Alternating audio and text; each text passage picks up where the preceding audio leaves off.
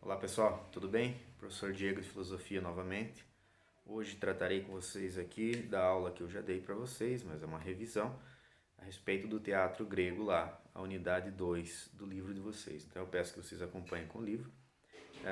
Então os assuntos que são abordados nessa aula, basicamente, vou colocar aqui do ladinho, a importância do teatro.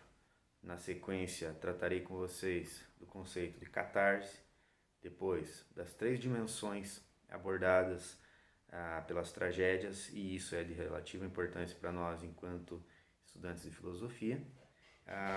Tratarei também de Sófocles e no final a sua maior tragédia, Édipo Rei. Tudo bem? A aula de hoje então tratará desses assuntos.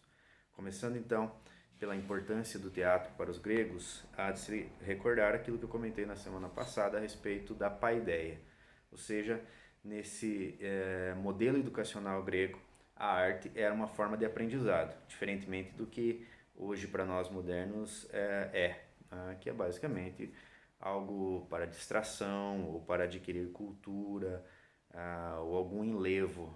Para os gregos era um modo de se educar, tinha uma função pedagógica. Mas como que o teatro pode ser educativo? É sobre isso que nós trataremos hoje. Tudo bem? Então, com relação à importância do teatro para os gregos, há de se considerar isso. Era um modo de formação do ser humano. Inclusive, o subtítulo do livro Paideia, do Werner Jäger, é justamente esse, a formação do homem grego. Tudo bem? Com relação, então, ao conceito de catarse. O que é catarse? O efeito catártico. Esse é um conteúdo que vocês também veem em literatura, com o professor Edenilson aí, se não viram, vão ver em breve, a função catártica da literatura. Bom, a palavra catarse, como eu expliquei em sala de aula e retomando agora, foi um conceito emprestado da medicina antiga que significa purificação.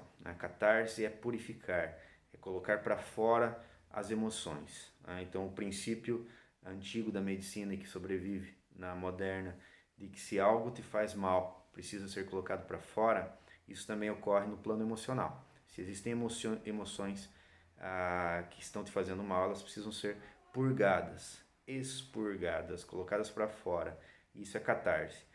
O que isso tem a ver com as tragédias? As tragédias são as obras, os produtos culturais que melhor fazem isso, que constroem uma tensão por meio da qual o público, imaginemos o teatro, hoje é muito mais lido do que assistido, mas o público que está assistindo ou lendo, ele vai construindo junto aquela tensão emocional, e quando chega em determinado momento, e normalmente é o ápice da peça, as emoções são colocadas para fora. Tudo bem? Então essa é a função mais nobre das tragédias, e isso ensina, ensina de um modo pesado, de um modo sofrido, sem dúvida nenhuma, mas é pedagógico. Perceber a condição da existência humana por seu aspecto trágico é sem dúvida nenhuma, e vai dizer isso Aristóteles, o maior filósofo da antiguidade, é a função mais nobre e pedagógica da literatura de uma maneira geral. Tudo bem? Então, passado esse momento inicial, eu peço que vocês pausem o vídeo e vão até a página 30 do livro de vocês, no quadro que está lá em cima, a respeito das 3 dimensões da tragédia. Bom, vou pressupor que você pausou o vídeo e leu lá as 3 dimensões. Se não o fez, pause agora e daí prossiga o vídeo na sequência, aos 4 minutos agora. Vejam bem, a dimensão psicológica, que é a primeira. Por que isso aparece nas tragédias? Porque a psique humana se comporta de determinadas maneiras conforme as situações. Numa situação trágica, a psique humana vai se comportar de modo assim, absolutamente no limite da condição quase que da sanidade. Os heróis trágicos, eles estão sempre à beira da loucura. Os personagens desse sujeito aqui, do Dostoiévski, da mesma forma, embora Dostoiévski seja século XIX na Rússia, eles estão sempre no limite da sanidade. E é nesse momento em que a psique humana se comporta como ela realmente sem máscara alguma. Essa é a primeira dimensão. Depois, se vocês observarem bem, vem lá no meio a dimensão religiosa, que é abordada também nas tragédias. Por quê? Porque essa ideia de que o ser humano é um ponto, né, um elemento quase que insignificante diante do cosmos. Essa é uma visão religiosa. O ser humano como que esmagado pelo cosmos. Essa é uma visão que é eminentemente religiosa, justamente porque pressupõe algo que transcende, o transcendente, algo que transcende a sua própria existência, que não está então no imanente. Vocês lembrem lá, eu comentei isso em sala de aula, o contrário de transcendente é imanente. A imanência é essa região nossa, essa dimensão nossa aqui. A dimensão transcendente é a dimensão que te liga a algo maior. E nesse sentido, a percepção do ser humano no cosmos, ela é sempre mais ou menos trágica. Por quê? Porque você se percebe sendo insignificante, sendo pouco detentor de tudo aquilo que pode acontecer com você. O que isso significa? Significa que você está absolutamente aberto ao destino, ao acaso, a algo acidental, a algo trágico. Né? Tudo bem? Mais ou menos, né? Tudo mal, né? A gente fala de tragédia, mais ou menos mal. Por fim, a dimensão social de toda a tragédia, sem dúvida nenhuma, há isso.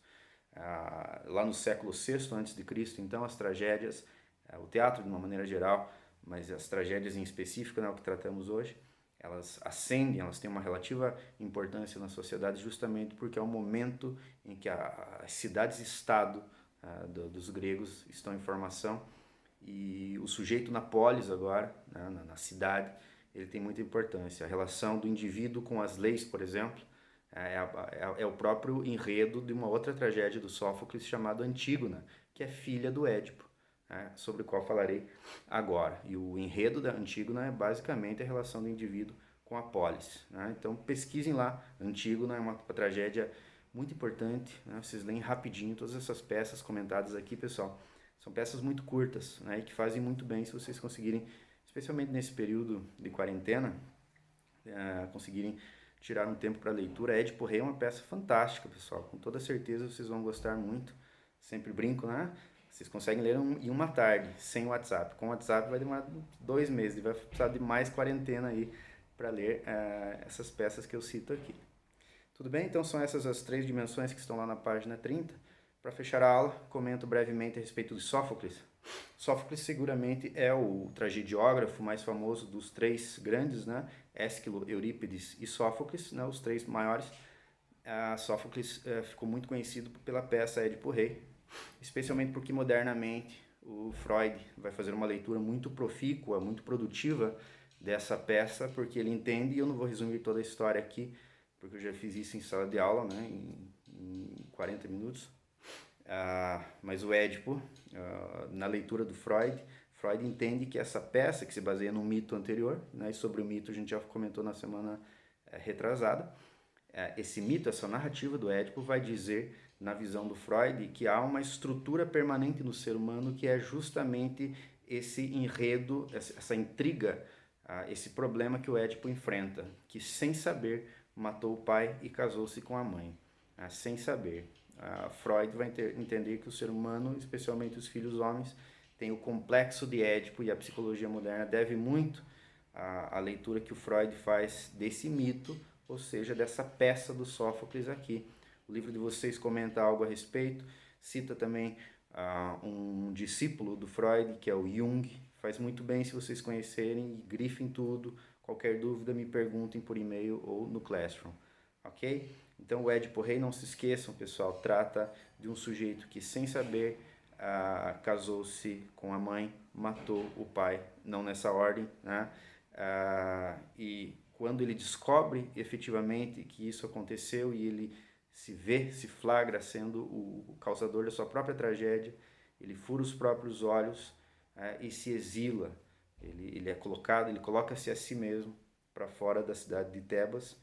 De uma hora para outra, então, o rei de Tebas, o rei Édipo, agora é um proscrito. Ele é colocado para fora do lugar em que ele era o mais importante. Ok? Nesse momento é um momento catártico. Se você não chora nesse momento, provavelmente você não acompanhou direito o destino desse sujeito, você não criou a atenção necessária para essa história. Tudo bem, pessoal? Então é isso. Nessa breve aula comentei aqui a respeito do teatro grego. Espero que tenha sido suficiente. Se não foi, estou à disposição de vocês no Classroom ou por e-mail. Saudações e até logo.